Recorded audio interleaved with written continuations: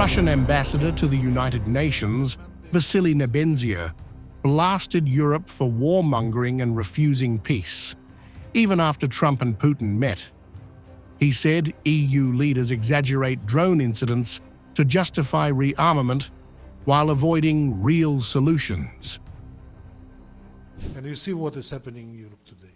They are seriously preparing for the war in Russia. This drone wall, the rearmament, people who pretend to be serious seriously speak that Russia is preparing to attack Europe. I mean, this warmongering. You know, when that's like in the old Russian play, that when the rifle is hanging on the wall, one day it will fire, even without being pressed.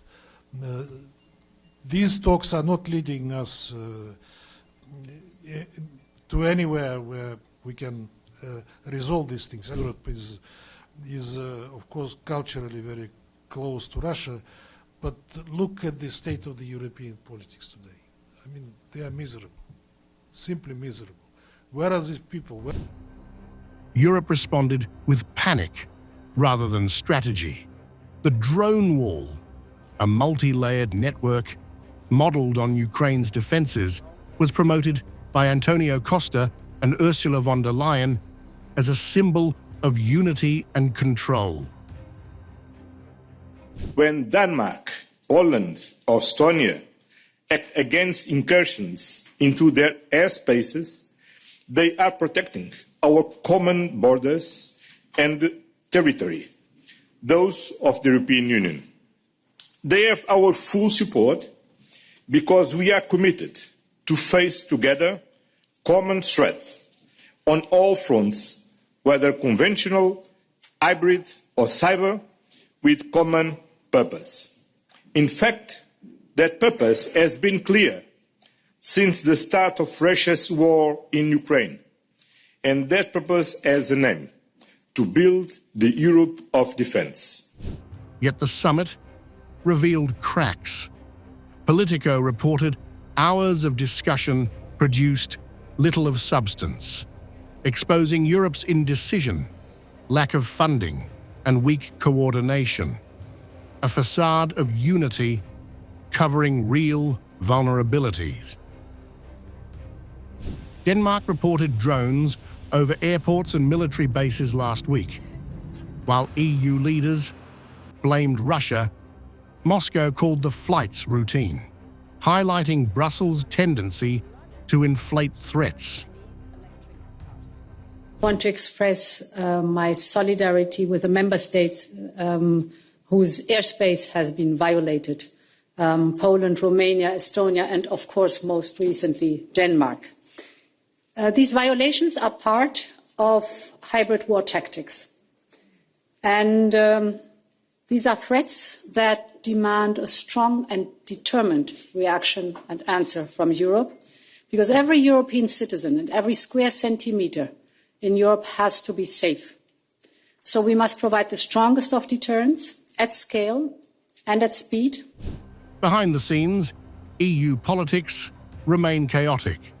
Moscow accused Brussels of blindly following Washington instead of engaging with Russia directly, ignoring opportunities for de-escalation.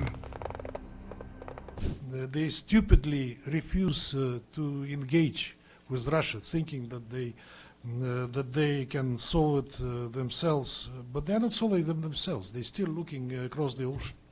Whatever comes out of they will follow.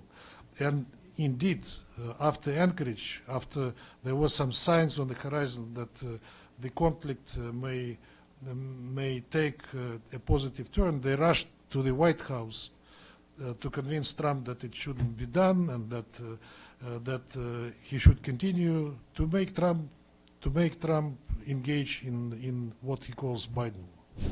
Meanwhile, EU leaders frame Ukraine as Europe's first line of defense, pledging more aid and weapons. Russia, however, remains patient and measured, insisting it poses no threat to European nations. However, it comes with a warning.